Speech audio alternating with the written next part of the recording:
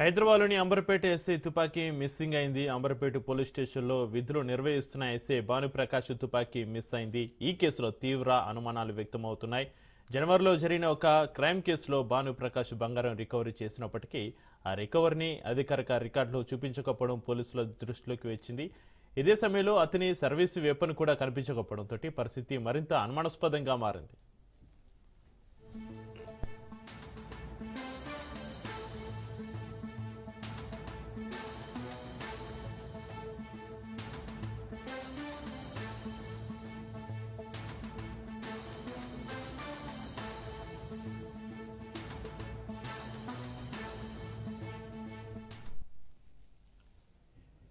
జనవరిలో జరిగిన క్రైమ్ కేసులో ఎస్ఐ భానుప్రకాష్ బంగారం రికవరీ చేశాడు. అయితే ఆ బంగారాన్ని స్టేషన్ రికార్డులో చూపించకపోవడం పోలీసులకు అనుమానం కలిగించింది. రికవరీ బంగారంతో పాటు అతని సర్వీసు తుపాకీ కూడా కనిపించకపోవడంతో వివాదం పెద్దదైంది.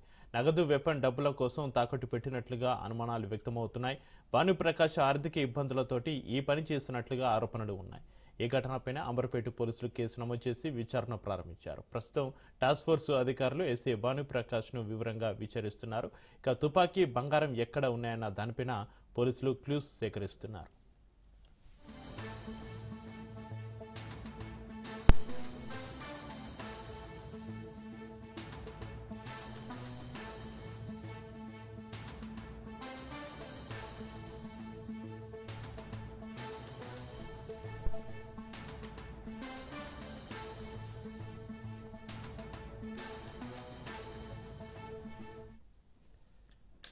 బ్రేకింగ్ న్యూస్ చూస్తున్నాం. హైదరాబాద్లోని అంబర్పేట ఎస్ఐ తుపాకీ మిస్సింగ్ అయింది. అంబర్పేట పోలీస్ స్టేషన్లో విధులు నిర్వహిస్తున్న ఎస్ఐ భానుప్రకాష్ తుపాకీ మిస్ అయింది. ఈ కేసులో తీవ్ర అనుమానాలు వ్యక్తమవుతున్నాయి. జనవరిలో జరిగిన ఒక క్రైమ్ కేసులో భానుప్రకాష్ బంగారం రికవరీ చేసినప్పటికీ ఆ రికవరీని అధికార రికార్డులు చూపించకపోవడం పోలీసుల దృష్టిలోకి వచ్చింది. ఇదే సమయంలో అతని సర్వీసు వెపన్ కూడా కనిపించకపోవడంతో పరిస్థితి మరింత అనుమానాస్పదంగా మారింది. ఇక ఇదే అంశానికి సంబంధించి మరింత సమాచారాన్ని మా ప్రతినిధి రత్నకుమార్ ఫోన్లో అందిస్తారు. రత్నకుమార్, హైదరాబాద్లోని అంబర్పేట ఎస్ఐ తుపాకీ మిస్సింగ్ కి సంబంధించి మీ దగ్గర ఉన్న అప్డేట్స్ ఏంటి? ఆర్థిక ఇబ్బందులతో అవినీతికి పాల్పడిన ఎస్ఐ వ్యవహారం ఇప్పుడు సంచలనం సృష్టించింది. అంబర్పేట ఎస్ఐ భానుప్రకాష్ అవినీతికి పాల్పడినటువంటి ఘటనకు సంబంధించి ఇప్పుడు ప్రస్తుతం పోలీసు అధికారులు అతని మీద దృష్టి పెట్టారు. ముఖ్యంగా గతంలో ఒక కేసుకు సంబంధించి 5 తులాల బంగారాన్ని రికవరీ చేయడం జరిగింది. రికవరీ చేసినటువంటి బంగారాన్ని ఉన్నతాధికారులకు చూపించకుండా తన వ్యక్తిగత అవసరాల కోసం వాడుకున్నాడు భానుప్రకాష్. అలాగే తను ఎప్పుడైతే ఉన్నటువంటి బంగారం రికవరీ చేసిన బంగారాన్ని తన వ్యక్తిగత అవసరాలకు వాడుకున్న విషయం తెలిసిన తర్వాత ఎన్నిసార్లు అడిగినా సరే ఆ బంగారాన్ని చూపించేటువంటి ప్రయత్నం చేయలేదు. దీనిపైనే అధికారులు సీరియస్ అవ్వడం జరిగింది. తన మీద యాక్షన్ తీసుకొని ఇమ్మీడియట్ గా అతన్ని సస్పెన్షన్ కూడా చేశారు. అయితే సస్పెన్షన్ లో భాగంగానే అతను సర్వీస్ రివాల్వర్ ను కూడా సబ్మిట్ చేయాలన్నటువంటి విషయాన్ని పోలీసు ఉన్నతాధికారులు తెలియజేసినప్పుడు తను ఆ రివాల్వర్ ను కూడా అప్పగించలేదు. అయితే అసలు రివాల్వర్ ను ఏం చేశాడు అనేది ఆరా తీసినప్పుడు తను గతంలో ఆర్థిక అవసరాల కోసం అమ్మేసుకున్నటువంటి రికవరీ సొత్తు ఏదైతే ఉందో 5 తులాల బంగారంతో పాటు ఆర్థిక ఇబ్బందుల కారణంగా తన సర్వీస్ రివాల్వర్ ను కూడా తాకట్టులో పెట్టినటువంటి విషయం తెలిసి ఒక్కసారిగా షాక్ గురయ్యారు.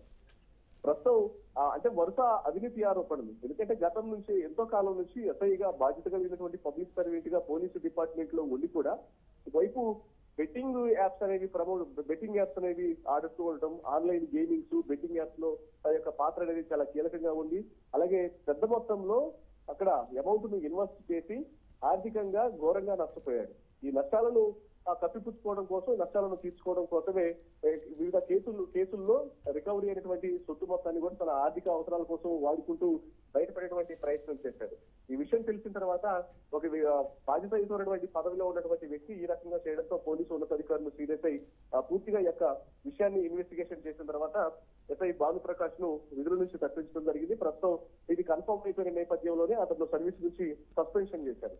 ఇక ప్రస్తుతం అతను ఎందుకు అతనుకున్నటువంటి ఆర్థిక అవసరాలు ఏంటి, గతంలో ఎంత పెద్ద మొత్తంలో బెట్టింగ్ యాప్స్ లో తను ఇన్వెస్ట్ చేశాడు, ఎంతవరకు నష్టపోయాడు, ఏ కేసుల్లో రికవరీ చేసినటువంటి సొత్తు మొత్తాన్ని కూడా ఇలా తన వ్యక్తిగత అవసరాల కోసం వాడుకోవడం జరిగింది అనే దాని మీద ప్రస్తుతం టాస్క్ ఫోర్స్ పోలీసులు ఎస్ఐ భానుప్రకాష్ ను అదుపులోకి తీసుకొని విచారిస్తూ ఉన్నారు. Right, thank you Ratnakumar.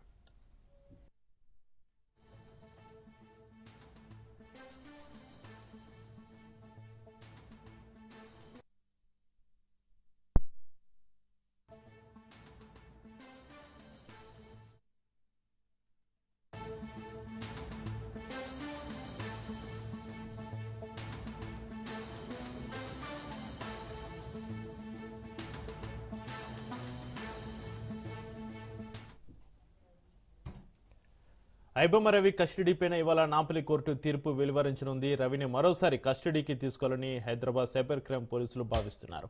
Nampally కోర్టులో మరోసారి కస్టడీ పిటిషన్ దాఖలు చేశారు. మరో 7 రోజుల కస్టడీని కోరారు. ఇప్పటికే 5 రోజుల పాటు రవిని పోలీసులు విచారించారు. అయితే ఇవాళ పోలీస్ కస్టడీపైన కోర్టు తీర్పు వెలువరించనుంది.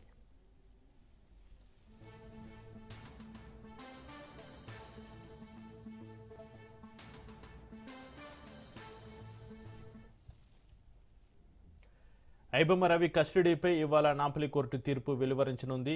రవిని మరోసారి కస్టడీకి తీసుకోవాలని హైదరాబాద్ సైబర్ క్రైమ్ పోలీసులు భావిస్తున్నారు. నాంపల్లి కోర్టులో మరోసారి కస్టడీ పిటిషన్ దాఖలు చేశారు. మరో 7 రోజుల కస్టడీని కోరారు. ఇప్పటికే 5 రోజుల పాటు రవిని పోలీసులు విచారించారు. అయితే ఇవాళ పోలీస్ కస్టడీపై కోర్టు తీర్పు వెలువరించనుంది. ఇక కోర్టు తీర్పు సంబంధించి మరింత సమాచారాన్ని మా ప్రతినిధి పవన్ ఫోన్ లైన్లో అందిస్తారు. పవన్,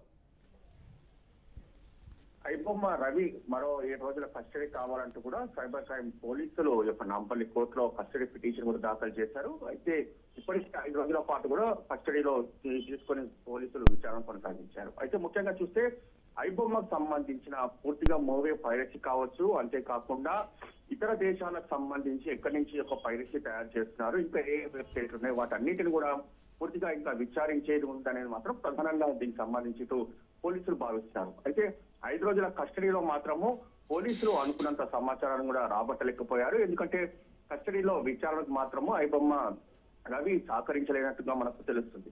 కాబట్టి మరో ఒక 7 రోజుల కస్టడీ ఇవ్వాలంటూ కూడా ఈ యొక్క పిటిషన్ దాఖలు చేశారు. అయితే దీనిపైన ఆ నాంపల్లి కోర్టులో దీని వాదనలు కూడా కొనసాగుతాయి. ముఖ్యంగా చూస్తే ఐబొమ్మకు సంబంధించిన రవిని ఇంకా ఇన్వెస్టిగేషన్ చేసేది ఉంది. ఎందుకంటే ఇన్వెస్టిగేషన్ లో ఇంకా చాలా విషయాలు కూడా వెలుగులోకి వచ్చే అవకాశం ఉంది. కాబట్టి మరో 7 రోజుల పాటు కస్టడీ ఇవ్వాలని చెప్పి కూడా ఈ యొక్క పిటిషన్ లో పేర్కొన్నారు. అయితే దీనికి సంబంధించి వాదనలు కొనసాగుతాయి. అయితే వాదనలు కొనసాగిన దాని తర్వాత దీనికి సంబంధించి కోర్టు ఎన్ని రోజుల కస్టడీ ఇస్తుంది అనేది మాత్రం వేచి చూడాల్సిన పరిస్థితి కూడా కనిపిస్తుంది. అయితే ఇప్పటికే 5 రోజుల పాటు రవిని పోలీసులు విచారించారు పవన్. అయితే ఇవాళ పోలీస్ కస్టడీపై కోర్టు తీర్పు మరోసారి కస్టడీని పెంచే అవకాశం ఉందా? పెంచితే ఎన్ని రోజులు కస్టడీకి ఇచ్చే అవకాశం ఉందంటారు పవన్? అయితే ఇది కోర్టుకు సంబంధించిన విషయం కాబట్టి ఎన్ని రోజుల కస్టడీ ఇస్తుందనేది మాత్రం మనము చెప్పలేని పరిస్థితిలో ఉంటుంది. ఇదంతా కూడా కోర్టు అంశం కాబట్టి ఇది కస్టడీ ఇస్తుందా లేదా అనేది కూడా మనకు తెలియాల్సిన పరిస్థితి కూడా ఉంది. ఎందుకంటే ఇప్పటికే 5 కస్టడీ ఇచ్చారు కాబట్టి మరో 7 రోజుల కస్టడీ కానీ పోలీసులు దీనిపైన యొక్క పిటిషన్ దాఖలు చేసిన నేపథ్యంలో దీనిపైన వాదనలు కొనసాగుతాయి. అయితే ఈ యొక్క వాదనలో మాత్రం ఏ గ్రౌండ్ లెవెల్స్ లో యొక్క వాదనలు కొనసాగిస్తారో అనేది మాత్రము వేచి చూడాల్సిన పరిస్థితి కూడా కనిపిస్తుంది. అయితే ఇప్పటికే 5 రోజుల కస్టడీ ఇచ్చారు కాబట్టి మరో 7 రోజుల కస్టడీ అడిగిన నేపథ్యంలో కస్టడీకి ఇస్తుందా లేకపోతే ఇవ్వదా అనేది మాత్రం వేచి చూడాల్సిన పరిస్థితి కూడా కనిపిస్తుంది. Right, thank you Pawan.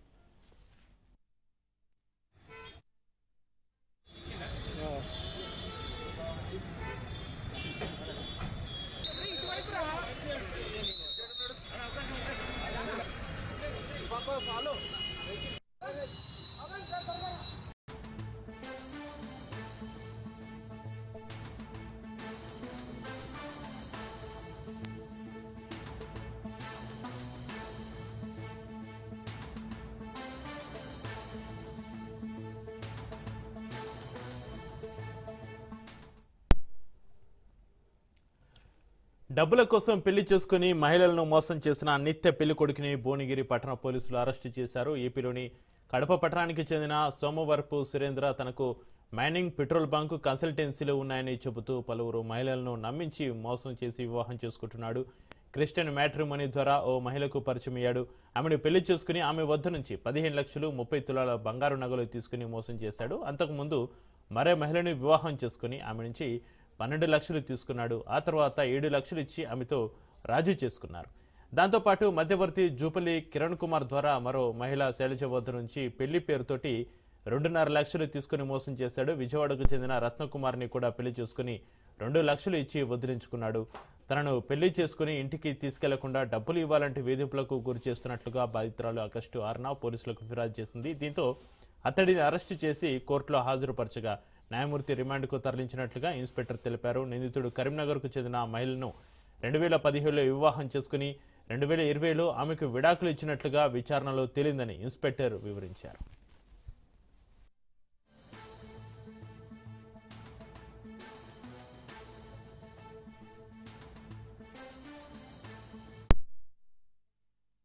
ఈరోజు సోమవరపు సురేంద్ర సనా పెంచలయ్య, ఈ కడప టౌన్ సంబంధించిన వ్యక్తి. ఇతని మీద 2024 సంవత్సరంలో మనకి క్రైమ్ నెంబర్ 306/24లో ఒకటి చీటింగ్ మరియు ఫోన్ అండ్ డేటా కేసు కింద ఒక కేసు రిజిస్టర్ చేయడం జరిగింది. అప్పటి నుంచి ఇతను పరారీలో ఉన్నాడు. ఇతని కంప్లైంట్ యొక్క వర్షన్ ఏంటంటే ఇతను ఎవరైతే సోమవారపు సురేంద్ర అనే వ్యక్తి ఉన్నాడో ఇతను మాయమాటలు చెప్పేసి క్రైస్తవ మ్యాట్రిమోనీ ద్వారా మ్యారేజ్ చేసుకున్నాడు 2021లో. ఇతను ఏంటంటే మైనింగ్ బిజినెస్ చేస్తాను, కన్సల్టెన్సీ నడుపుతాను, నాకు పెట్రోల్ బంక్ ఉంది, దానికి శాంక్షన్ అయింది అని చెప్పేసి ఇట్లాంటి అన్ని కూడా మోసపూరితమైన మాటలు చెప్పి ఈమె దగ్గర ఉన్నటువంటి యొక్క డబ్బుని అంటే డబ్బు ఒక 9 లక్షల రూపాయల క్యాష్ని తీసుకున్నాడు. అలాగే ఒక 30 తులాల బంగారం కూడా ఇతను ఏం చేసిందంటే నా దగ్గర ఉంటే జాగ్రత్తగా ఉంటాయని ఒక ఏజెంట్ లాగా వ్యవహరించు, అంటే నీ బంగారం మొత్తం కూడా నీ దగ్గర సేఫ్టీ ఉండదు, నా దగ్గర అయితే సేఫ్టీ ఉంటుంది అని చెప్పేసి ఒక 30 తులాల బంగారం తీసుకున్నాడు. తీసుకొని 9 లక్షల రూపాయల డబ్బులు తీసుకొని ఇతను లాస్ట్ ఇయర్ ఇక్కడ భువనగిరి టౌన్ నుంచి ఎస్కేప్ అయ్యాడు. ఉన్నాడని చెప్పి సమాచారం రావడంతో మనం వెళ్ళి అతన్ని అరెస్ట్ చేయడం జరిగింది.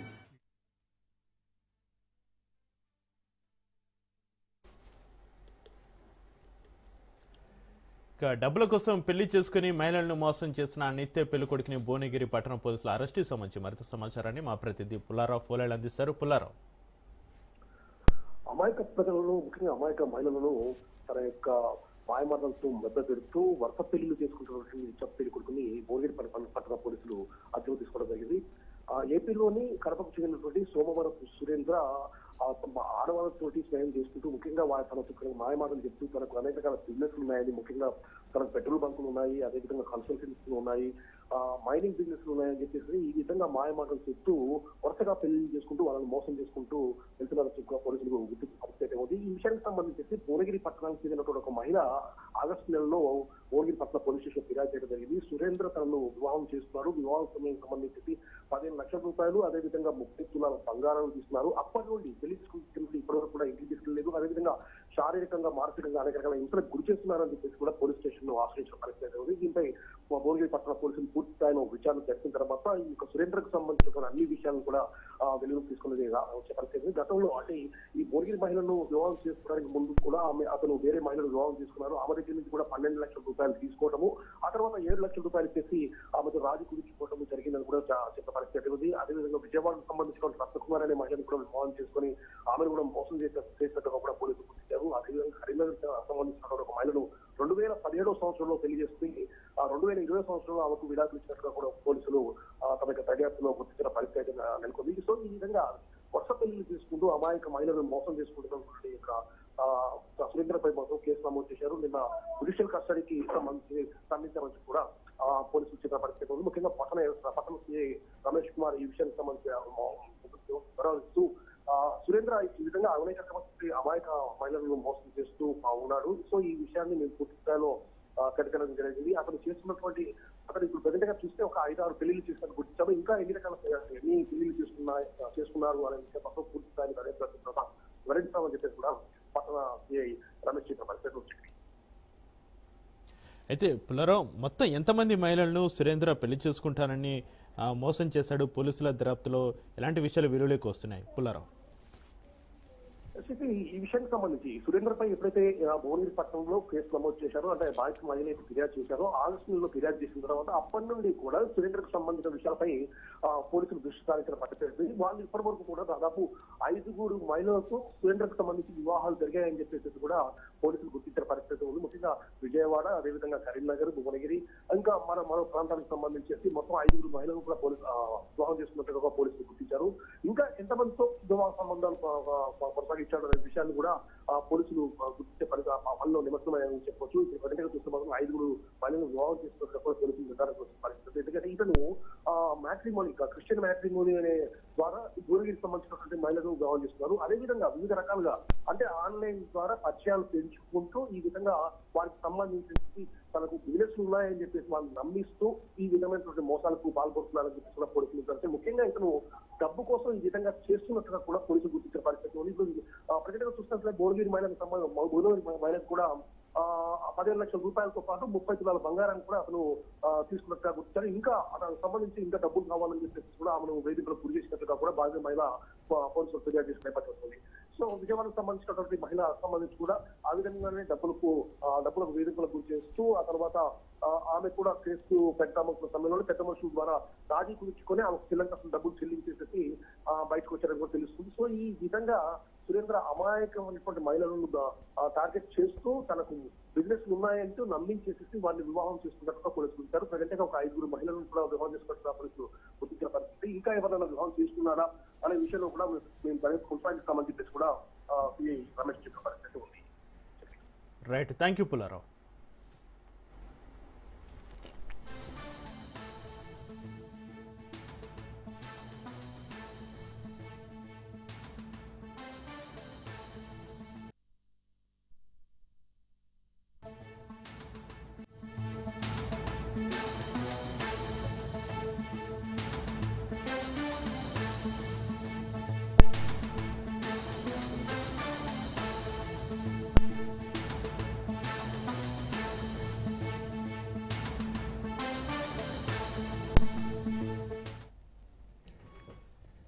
తిరుపతిలో మరోసారి చిరుత కలకలం రేపింది.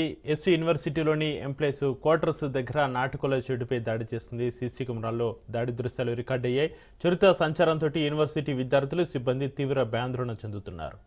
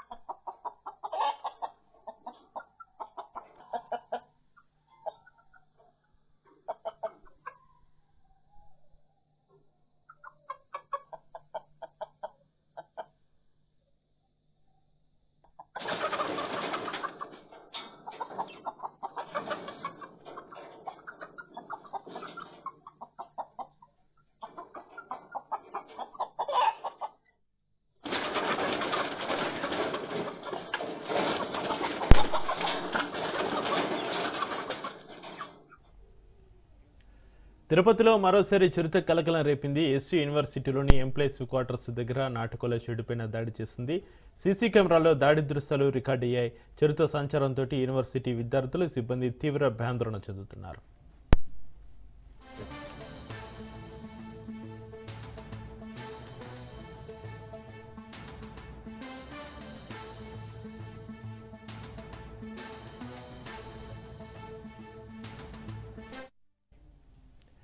తిరుపతిలో మరోసారి చిరుత సంచారానికి సంబంధించి మరింత సమాచారాన్ని మా ప్రతినిధి నారాయణ రెడ్డి ఫోన్లో అందిస్తారు. నారాయణ రెడ్డి, ఎస్సీ యూనివర్సిటీలోని ఎంప్లాయీస్ క్వార్టర్స్లో చిరుత సంచారానికి సంబంధించి మీ దగ్గర ఉన్న అప్డేట్స్ ఏంటి?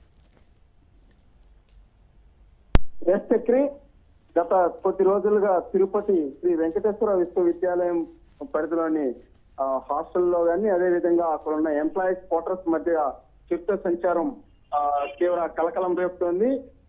గత కొద్ది రోజులుగా చిరుత రాత్రి వేళలో ఇక యూనివర్సిటీ పరిధిలో సంచరిస్తుండడంతో అటు ఉద్యోగులు గాని ఇటు విద్యార్థులు గాని అలాగే సిబ్బంది కూడా తీవ్ర భయాందోళనకు గురవుతున్నారు. ఇటీవల అంటే ఒక 20 రోజుల క్రితం ఎస్ యూనివర్సిటీ పరిధిలో ఐబ్లాక్ వద్ద ఉన్న పాపులేషన్ స్టడీస్ భవనం వద్ద కూడా చిరుత సంచరిస్తున్న విజువల్స్ కూడా మనం చూడటం జరిగింది. అదేవిధంగా అక్కడ ఒక కుక్కను కూడా వెంటాడి వేటాడడం కూడా జరిగింది. అదేవిధంగా తాజాగా ఈ రోజు ఉదయం అంటే వేకువజామున ఆ యొక్క ఏదైతే ఈ ఎంప్లాయీస్ క్వార్టర్స్ ఉందో ఆ క్వార్టర్స్ సమీపంలో చిరుతపులి సంచరిస్తున్న దృశ్యాలను సీసీ ఫుటేజ్ ద్వారా అధికారులు గుర్తించడం జరిగింది. ఆ యొక్క సీసీ ఫుటేజ్ ను కూడా అటు టీటీడీ అధికారులకు అలాగే అటవీ శాఖ అధికారులకు కూడా ఆ యొక్క ఫుటేజ్ కూడా ఇవ్వడం కూడా జరిగింది. గత కొద్ది రోజులుగా చిరుత సంచారం వల్ల అంటే విద్యార్థులు కానీ అదేవిధంగా హాస్టల్ స్టూడెంట్స్ కానీ సిబ్బంది కానీ కొంత భయాందోళనకు గురవుతున్నారు. ప్రధానంగా ఈ యొక్క తిరుమల శేషాచల అటవీ ప్రాంతానికి సమీపంలో ఈ యొక్క ఎస్ యూనివర్సిటీ ఉండడం వల్లే ఈ యొక్క చిరుతపులులు ఆ యొక్క అటవీ ప్రాంతాన్ని వదిలి జనవాసాల్లోకి వస్తున్నాయి. సులభంగా వేటాడడం వల్ల వాటికి ఎక్కువగా ఈ యొక్క ప్రాంతాలకు వచ్చే పరిస్థితి కనిపిస్తోంది. అదేవిధంగా అటవీ ప్రాంతం పూర్తిగా కాంక్రీట్ జంగల్ గా మారిన క్రమంలోనే ఆ యొక్క అటవీ ప్రాంతాన్ని నివాస ప్రాంతాన్ని ఆ యొక్క మృగాలు వదిలేసి ఈ యొక్క జనవాసాల్లోకి వస్తున్నట్లు కూడా యొక్క అధికారులు గుర్తించడం జరిగింది. ప్రధానంగా ఎస్ యూనివర్సిటీలో నివాసం ఉంటున్న క్వార్టర్స్ లోని సిబ్బంది కానీ అదేవిధంగా ఉద్యోగులు కానీ అక్కడ ఉన్న స్థానికులు ఎక్కువగా వేస్ట్ అంటే చెత్తా చెదారాన్ని ఎక్కడ పడితే అక్కడ వేయడం వల్ల వాటి కోసం ఈ యొక్క కుక్కలు కానీ అదే విధంగా పందులు ఇవన్నీ రావడం వల్ల వాటి కోసం చిరుతపులులు వస్తున్నట్టుగా కూడా అధికారులు గుర్తించారు.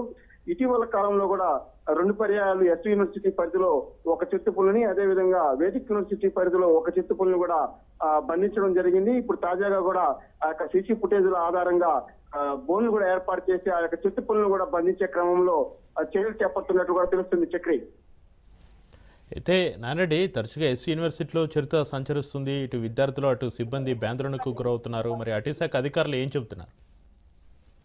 అంటే ఈ యొక్క చిరుతపులి సంచారం నేపథ్యంలోనే ఎస్వి యూనివర్సిటీ పరిధిలో కొంత రెస్ట్రిక్షన్స్ పెట్టడం కూడా జరిగింది. అంటే ఉదయం 6 నుంచి సాయంత్రం 6 వరకే విద్యార్థులు కూడా యూనివర్సిటీ పరిధిలో సంచరించాలని చెప్పి కూడా చెప్పడం జరిగింది. అదేవిధంగా దానికి సంబంధించి కూడా ఒక ఫ్లెక్సింగ్ బోర్డులు కూడా కొన్ని ఏర్పాటు చేయడం జరిగింది. ఈ యొక్క చిరుత సంచారం ఎక్కువగా ఉంది ఈ ప్రాంతంలో. ఇక్కడ ఉన్న స్థానికులు కానీ అదేవిధంగా ఇక్కడికి వచ్చే విద్యార్థులు కానీ కొంత అప్రమత్తంగా ఉండాలని చెప్పి కూడా ఈ యొక్క సూచిక బోర్డులు ఈ యొక్క ఫ్లెక్సింగ్ బోర్డులు కూడా ఏర్పాటు చేయడం జరిగింది. Chakri thank you Narayana Reddy.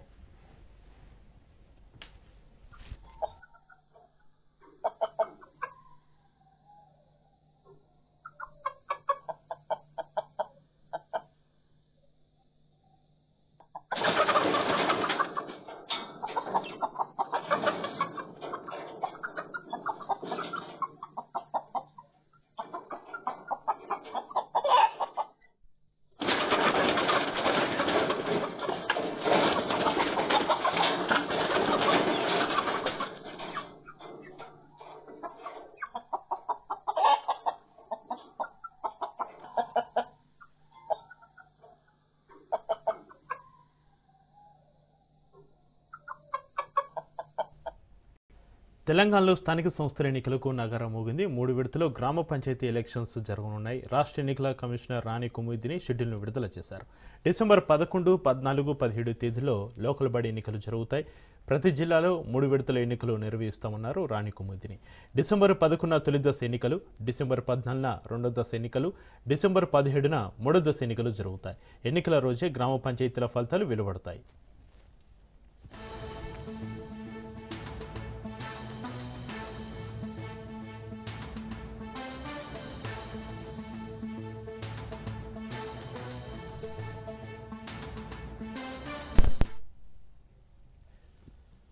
తెలంగాణ రాష్ట్ర వ్యాప్తంగా 1,66,00,000 మంది గ్రామ ఓటర్లు ఉన్నారు. 12,728 సర్పంచ్ స్థానాలకు 1,12,242 వార్డు స్థానాలకు ఎన్నికలు జరుగుతాయి. ఉదయం 7 గంటల నుంచి మధ్యాహ్నం 1 గంట వరకు పోలింగ్ నిర్వహించి అదే రోజు మధ్యాహ్నం 2 గంటల నుంచి ఓట్ల లెక్కింపు చేపట్టనున్నారు. మంగళవారం నుంచి ఎలక్షన్ కోడ్ అమల్లోకి వచ్చిందని రాణి కుముదిని స్పష్టం చేశారు.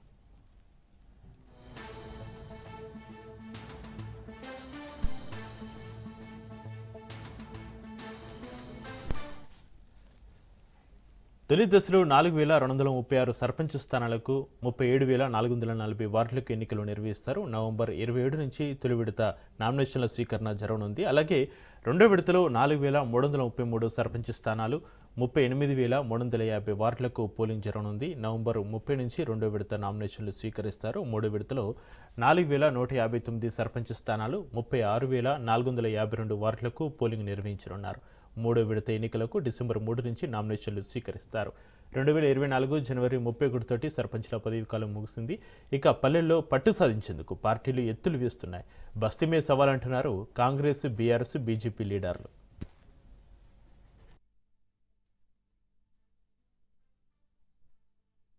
అందరి ఓటర్స్ కూడా గ్రామ పంచాయతీ ఎలక్షన్స్ జరగబోతున్నాయి అని తెలియజేసుకుంటూ ఉన్నాను. ఈ రోజు నుండి ఎంసీసీ కోడ్ కూడా అమల్లోకి వస్తుంది.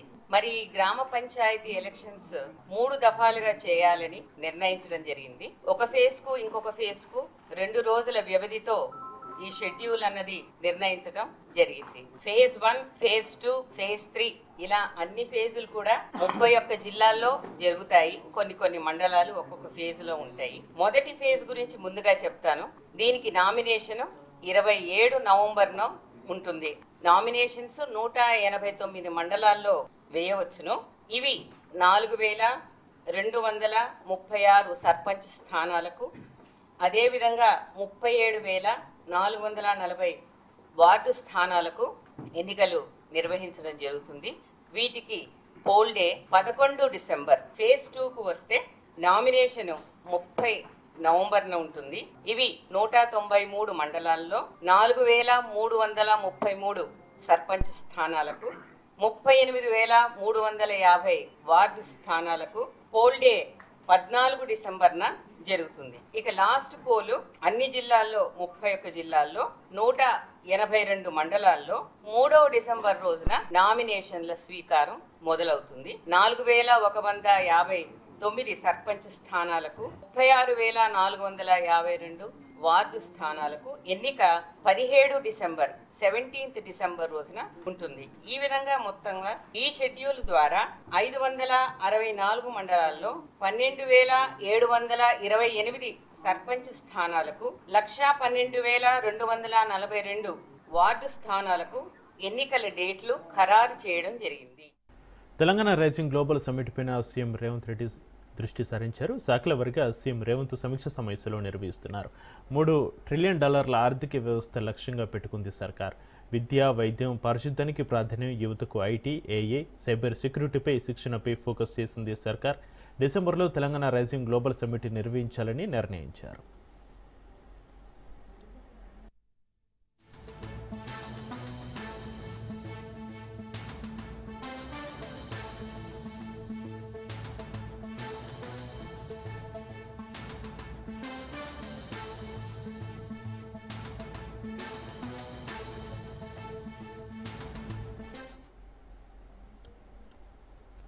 తెలంగాణ రైజింగ్ గ్లోబల్ సమ్మిట్ పైన సీఎం రేవంత్ రెడ్డి దృష్టి సారించారు. శాఖల వారీగా సీఎం రేవంత్ సమీక్ష సమావేశాలు నిర్వహిస్తున్నారు. $3 ట్రిలియన్ ఆర్థిక వ్యవస్థ లక్ష్యంగా పెట్టుకుంది సర్కార్. విద్య, వైద్యం, పారిశుద్ధ్యానికి ప్రాధాన్యం, యువతకు ఐటీ, ఏఐ, సైబర్ సెక్యూరిటీపై శిక్షణపై ఫోకస్ చేసింది సర్కార్. డిసెంబర్లో తెలంగాణ రైజింగ్ గ్లోబల్ సమ్మిట్ నిర్వహించాలని నిర్ణయించారు.